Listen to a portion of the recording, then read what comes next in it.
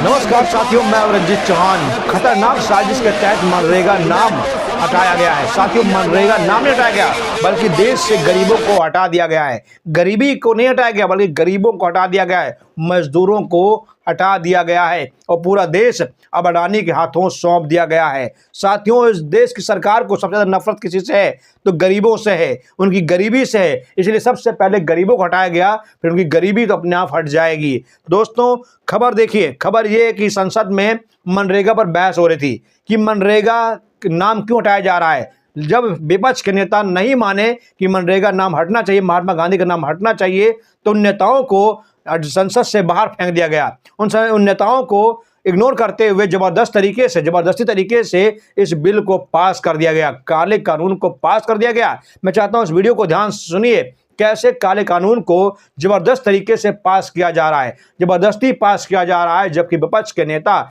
झंडा दिखा रहे हैं, विरोध प्रदर्शन कर रहे हैं, लेकिन उसके बावजूद इस काले कानून को पास किया गया। देखिए वीडियो।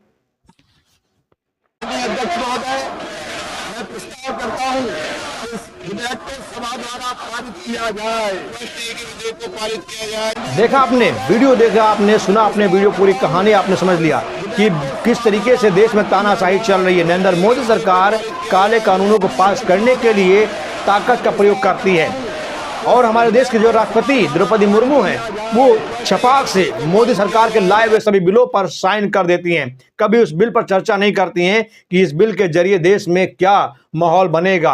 अरे ये लोग न राम के हैं न गांधी के हैं। मतलब कि देश की जो सबसे महान हस्ती महात्मा गांधी, जिनके नाम से दुनिया भर में डंका भारत का बजता है, उनको भी नहीं छोड़ रहे हैं। उनका नाम भी मिटाने पर ये लोग तुले हुए हैं। अब देखिए, उनका नाम को तो इन्होंने हटा दिया है, लेकिन अब उसके साथ गरीबों को हटाने का क्या इनका रवैया है वो भी आप देख लीजिए।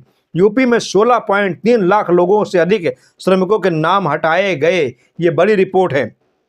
आधिकारिक आंकड़ों से पता चलता है कि मनरेगा कानून को बदलने के लिए सांसदों में नया विधेयक पेश करने से करीब महीने भर पहले 10 अक्टूबर से 14 नवंबर के बीच मनरेगा सूची से 16.3 लाख लोगों से अधिक श्रमिकों के नाम हटाए गए हैं।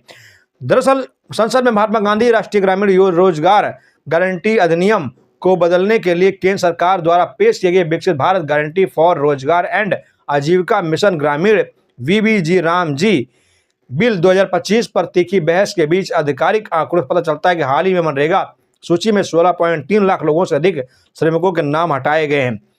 द इंडियन एक्सप्रेस की रिपोर्ट के अनुसार श्रमिकों के नाम हटाने की यह प्रक्रिया 36 दिनों की अवधि में हुई, जो 16 दिसंबर मंगलवार को लोकसभा में बिल पेश किए जाने से एक महीना पहले हुआ था।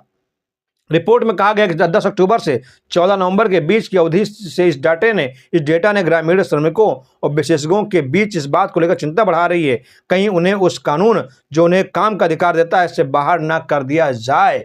देखा आपने, दरअसल बिल तो पास हुआ अभी 2-3 दिन पहले, लेकिन इस बिल के तहत, इस बिल से पहले गरीबों का नाम हटाने का काम एक महीना पहले चालू कर दिया गया था।